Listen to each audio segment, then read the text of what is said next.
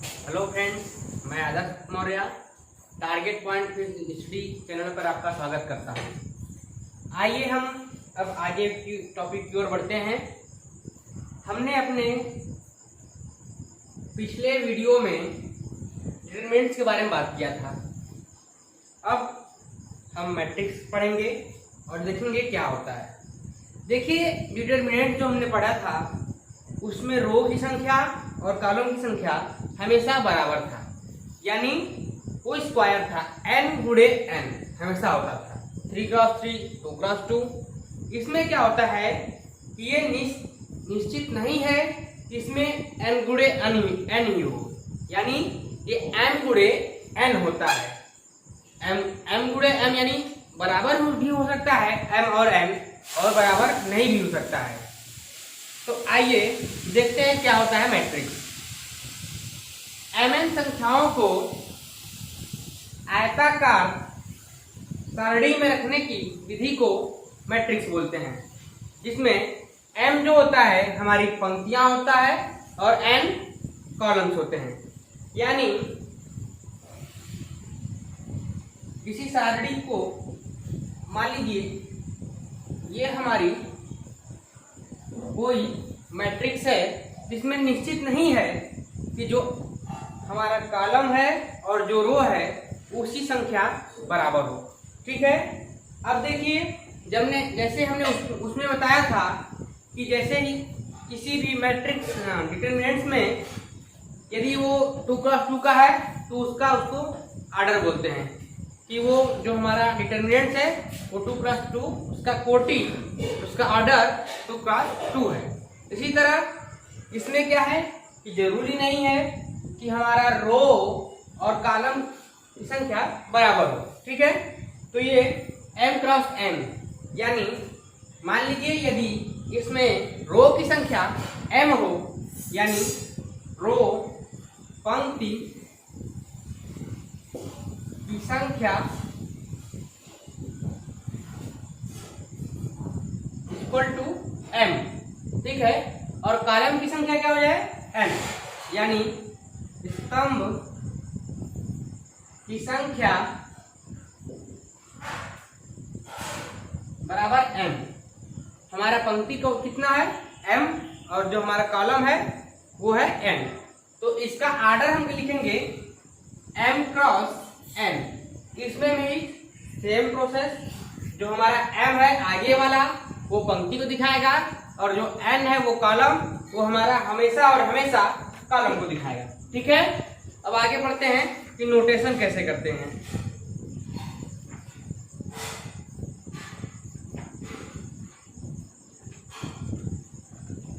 देखिए, मैट्रिक्स जो है हमेशा हम बड़े कोष्ठक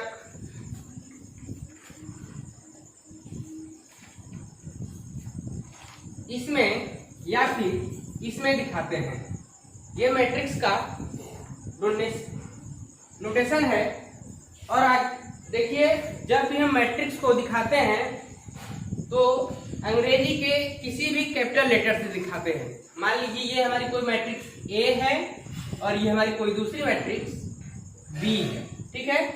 हमेशा और हमेशा मैट्रिक्स को अंग्रेजी अक्षर के कैपिटल लेटर से दिखाते हैं, और इसके एलिमेंट को स्मॉल लेटर से। मान लीजिए ये A11, ये B12 और ये C हो जाएगा हमारा क्या 13। ठीक है। और ये हो जाएगा हमारा A।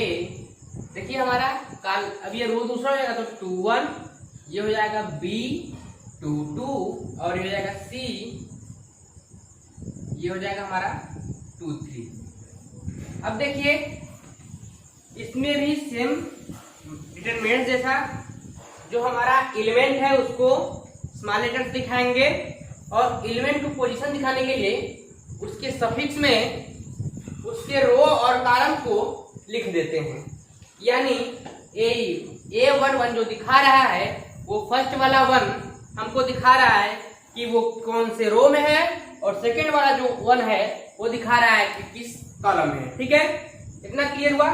अभी देखिए इसमें क्या है कि देखिए हमारा ये जो ए है, ए जो है उसमें ये जो 1 1 है, ठीक है, और ये B1 2, तो ये पहला रो और ये दूसरे कॉलम को दिखा रहा है। अब देखिए ये जो ए मैट्रिक्स है हमारा, उसमें हमारा नंबर्स ऑफ रो 2 है और नंबर्स ऑफ कॉलम 3 है, यानी ये जो हमारा मैट्रिक्स है उसका ऑर्डर 2 क्रॉस 3 है, ठीक है। अब देखिए हमने बताया था डिटरमिनेंट्स में कि यदि किसी सारणिक में n रो और n कॉलम्स हैं, यानी उसका ऑर्डर n क्रॉस n है, तो उसमें जो अवयव की संख्या होगी वो होगी n²। यदि मैट्रिक्स डिटरमिनेंट में उसका जो है ऑर्डर n क्रॉस n है, तो उसमें एलिमेंट की संख्या n² होगी। लेकिन देखिए यहाँ तो फिक्स नहीं है कि रो और कॉलम की संख्या बराबर हो, तो यहाँ पे नंबर ऑफ एलिमेंट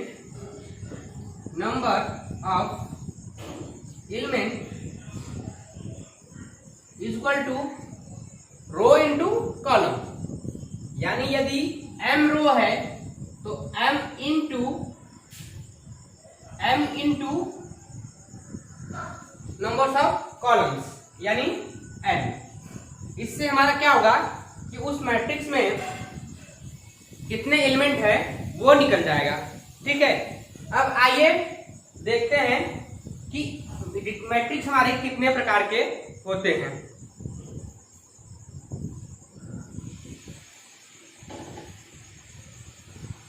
अब हम बात करेंगे टाइप्स ऑफ मैट्रिक्स के बारे में।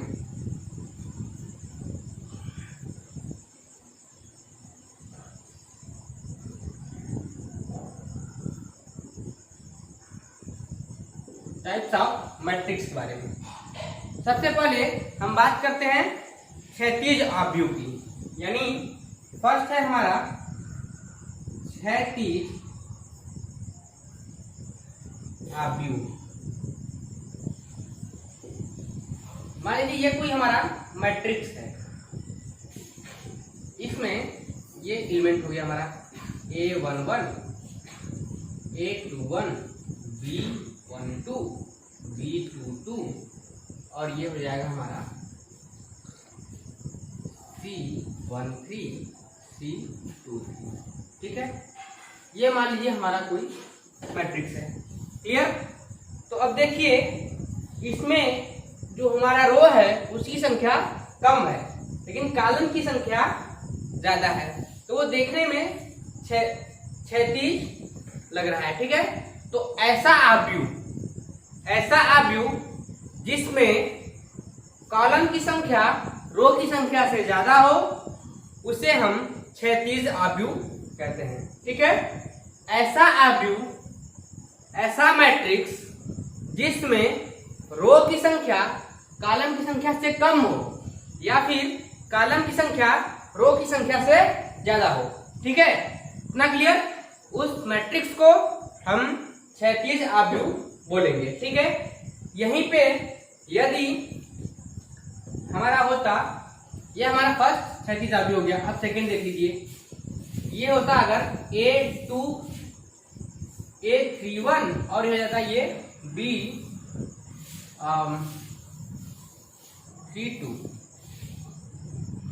अब देखिए इसमें क्या है कि रो की संख्या ज्यादा है। अब ये क्षैतिज न दिखकर हमको ऊर्ध्वाधर दिख रहा है, ये क्या है, इसको बोलते हैं ऊर्ध्वाधर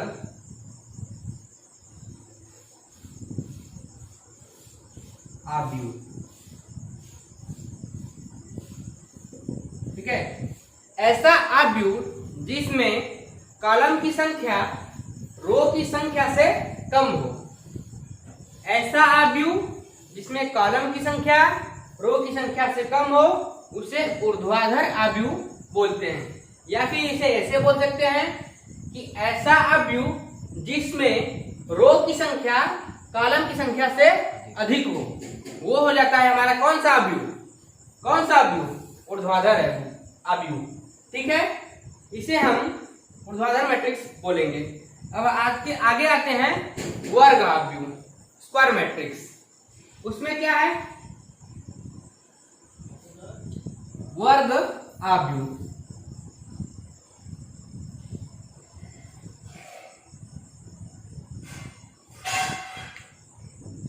अब देखिए वर्ग अवयव क्या है।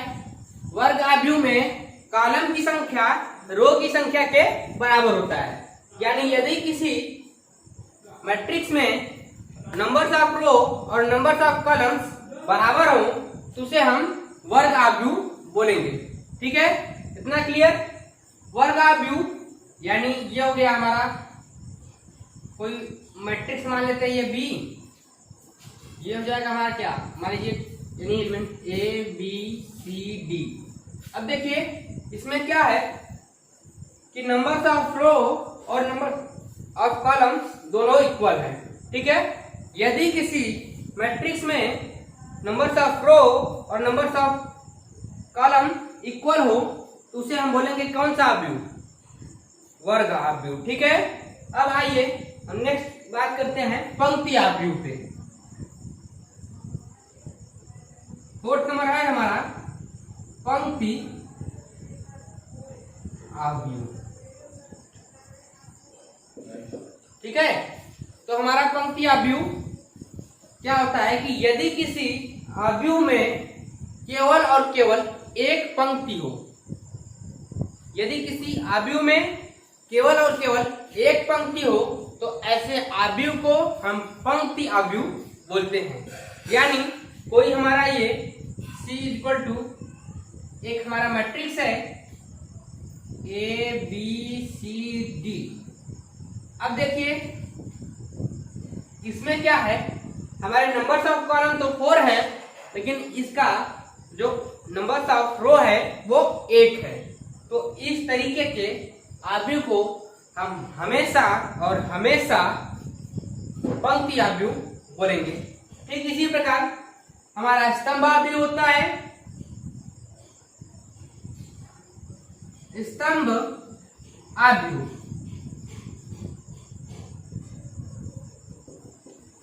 स्तंभ अवयव देखिए ऐसा मैट्रिक्स, ऐसा अवयव जिसमें केवल और केवल एक कॉलम हो। यानी इस प्रकार के अवयव में नंबर ऑफ रो तो अधिक होंगे लेकिन जो हमारा कॉलम है वो केवल और केवल एक होगा। तो यहां से हो जाएगा, मान लीजिए ये D इक्वल टू कोई हमारा एक अवयव है A B C D। देखिए इसमें हमारे नंबर्स ऑफ रो यानी ये जो रो है 1 2 3 4 रो है, इन कॉलम हमारा केवल और केवल एक है। तो ऐसे अवयव को हम स्तंभ अवयव बोलेंगे। ठीक है, इसको नोट कीजिए। तो आइए आप लोगों ने नोट कर लिया, अब नेक्स्ट टाइप देखते हैं।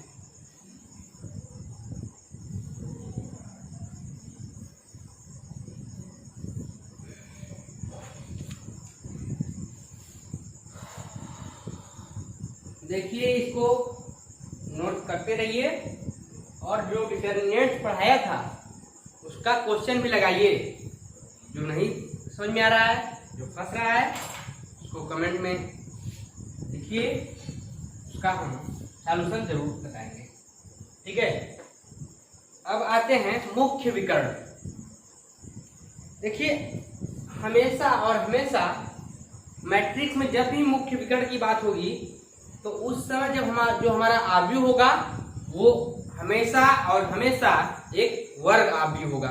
ठीक है, ये नहीं कि हम मतलब आयताकार हो हमारा और उसमें हम मुख्य विकर्ण खोजने लगे तो वो प्रॉब्लम हो जाएगा। ठीक है, यानी मुख्य विकर्ण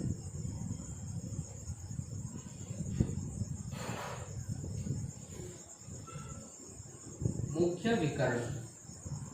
पहले ये जान लीजिए कि मुख्य विकर्ण क्या होता है। तो वर्ग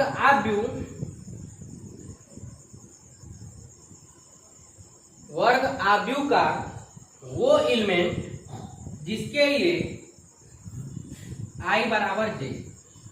ठीक है, अभी i और j क्या होता है? तो हमेशा मान लीजिए हमारा कोई मैट्रिक्स है A और इसमें ये सब A B C D ये हमारा एलिमेंट है। तो इसमें क्या है कि I और J, I जो होता है वो हमारा दिखाता है कि वो किस रो का है और J है वो दिखाता है किस कॉलम का है। तो यानी हमेशा और हमेशा किसी भी एलिमेंट को ऐसे लिखते हैं A I J। अब I की वैल्यू कुछ भी हो सकती है, लेकिन हमने लिखा है I इक्वल टू J। तो ये I इक्वल टू J कब होगा? ये देखिए यहाँ भी होगा A11, फिर यहाँ भी देखिए पहला रो पहला कॉलम तो A11, फिर दूसरा रो दूसरा कॉलम तो ये क्या आ जाएगा 2 फिर इसी तरह यदि ये 3 क्रॉस 3 का होता तो तीसरा रो तीसरा कॉलम यहाँ पे जो होता C33। यानी ऐसे एलिमेंट जो जिसके लिए I बराबर J होता है उस एलिमेंट को मुख्य विकर्ण के एलिमेंट बोलते हैं। यानी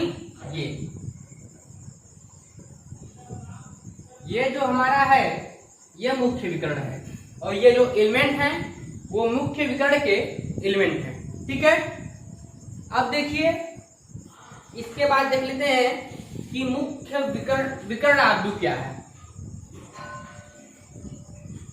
विकर्ण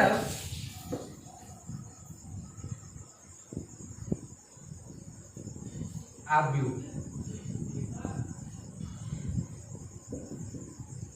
ऐसा मैट्रिक्स, ऐसा आव्यूह जिसमें केवल और केवल मुख्य विकर्ण के आव्यूह ही, मुख्य विकर्ण के एलिमेंट ही अचर हों, बाकी जो बचे वो जीरो हों।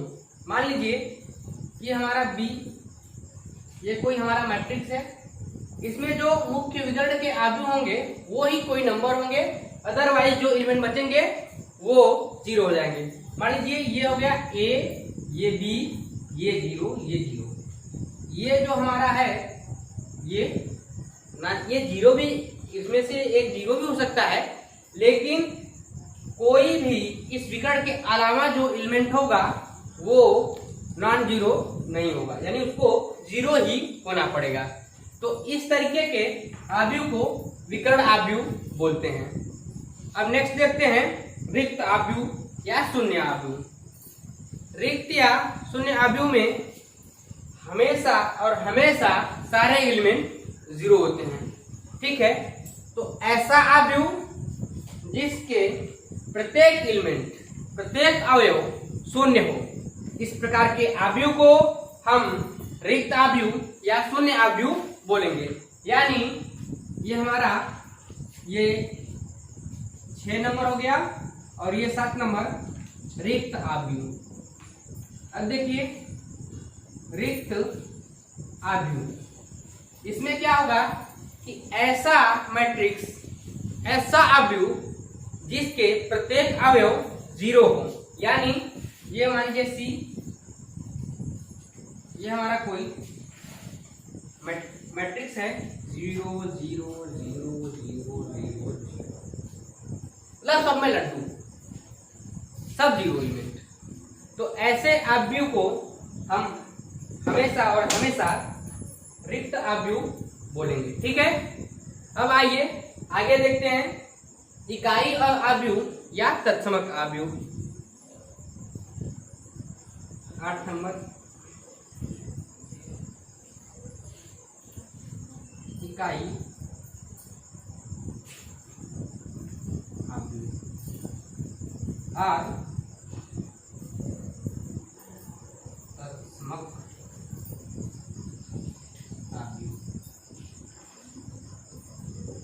अब ये क्या होता है, पहले तो ये जानिए कि तत्समक क्या होता है।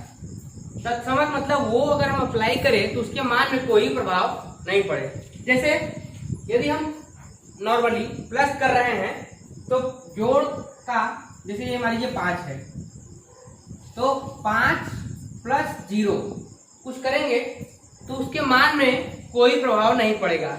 यानी ये जो 0 है वो योग का तत्समक है। ठीक है, ये जो 0 है वो योग का तत्समक है। और इसी तरह ये जो 5 गुणे 1, अब देखिए हम 1 से गुणा करें अगर 5 में तो भी कोई प्रभाव नहीं पड़ेगा, यानी जो 1 है ये गुणन का तत्समक है।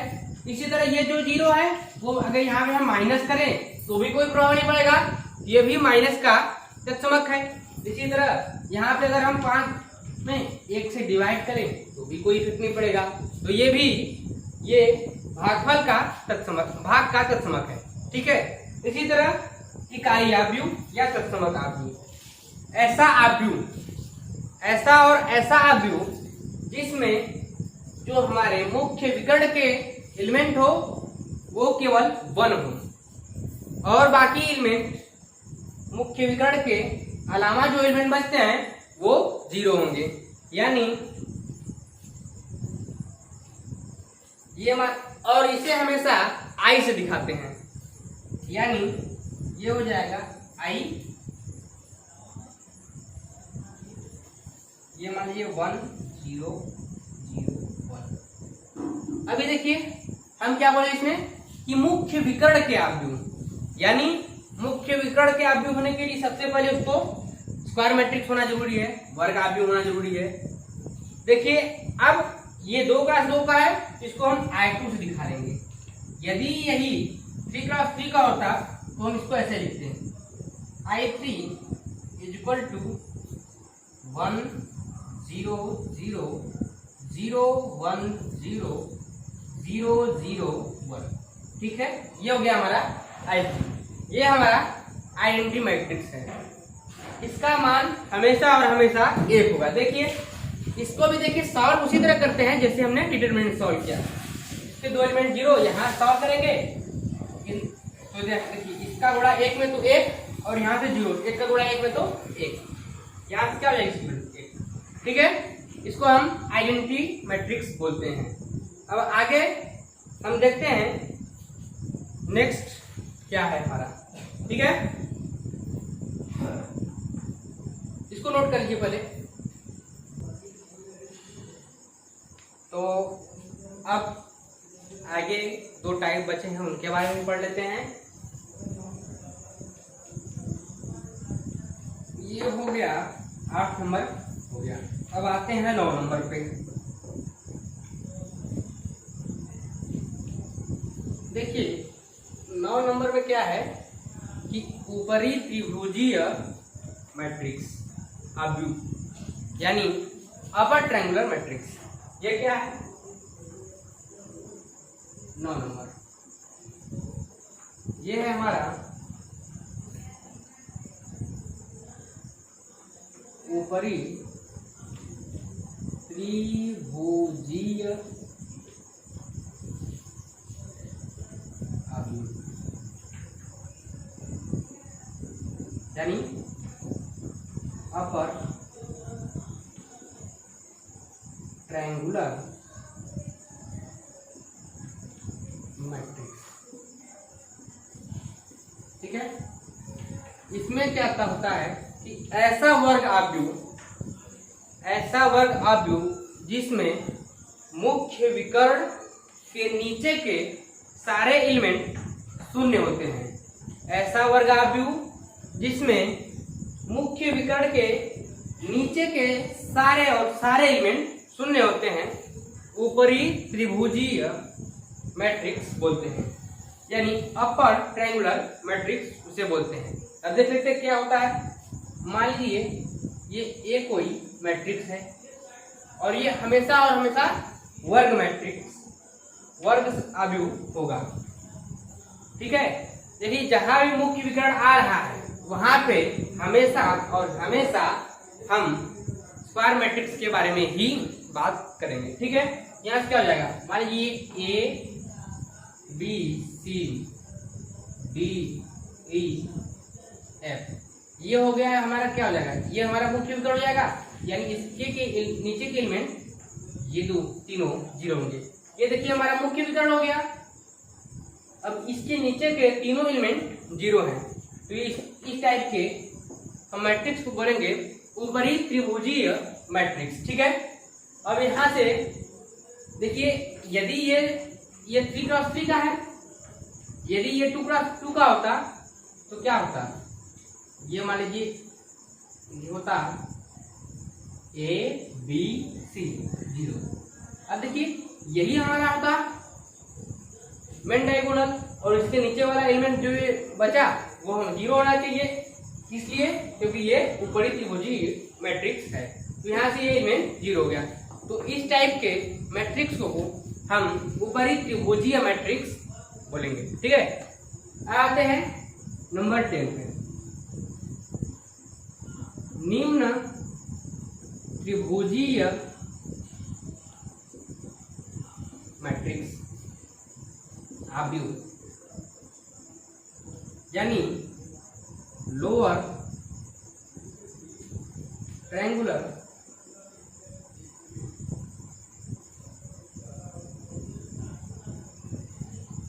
मैट्रिक्स। ठीक है, देखिए हमारी राइटिंग में मत जाइए, हमारी भावनाओं में जाइए, हमें कहना क्या चाह रहा हूं इसको समझिए। ठीक है, थोड़ा राइटिंग है बहुत ज्यादा अच्छा है ना, उसको ध्यान में मत दीजिए। तो आइए निम्न त्रिभुजी मैट्रिक्स क्या है ये देख लेते हैं। ऐसा आव्यूह जिसके मुख्य विकर्ण के ऊपर के एलिमेंट, यानी देखिए ऊपरी त्रिभुज में क्या था, मुख्य विकर्ण के नीचे के एलिमेंट, और निम्न त्रिभुज में क्या होगा कि ऐसा आव्यूह जिसमें मुख्य विकर्ण के ऊपर के एलिमेंट शून्य हो। इस प्रकार के आव्यूह को निम्न त्रिभुजीय आव्यूह बोलेंगे। तो क्या आ जाएगा, मान लीजिए सी कोई है, ये हो गया हमारा ए 0 0, फिर b c 0 d e f. अब देखिए ये हमारा मेन विकर्ण, ठीक है, इसके ऊपर के एलिमेंट 0, तो ये हमारा जो बचा वो हमारा हो गया, इसके ऊपर के एलिमेंट 0 हो गए, और केवल नीचे की है मेन विकर्ण के, और मेन विकर्ण के भी एलिमेंट 0 हो या ना हो इससे कोई फर्क नहीं पड़ता। ठीक है, तो यहाँ क्या हो जाएगा, ये हो जाएगा हमारा निम्न त्रिभुजी आव्यूह। देखिए यहाँ पे हमारा जो टाइप्स ऑफ मैट्रिक्स है ये खत्म होता है। हम नेक्स्ट वीडियो में बात करेंगे कि मैट्रिक्स की क्या प्रॉपर्टीज है, उसको सॉल्व कैसे करते हैं, दो मैट्रिक्स बराबर कब होंगे, और हम कौन कौन से नियम उसमें अप्लाई कर सकते हैं, इस सब चीज़ों के बारे में हम नेक्स्ट वीडियो में बात करेंगे। ऐसे ही जानकारी के लिए बने रहें टारगेट पॉइंट PGD चैनल पे और सीखते रहिए मैथ के एक एक से ट्रिक। धन्यवाद।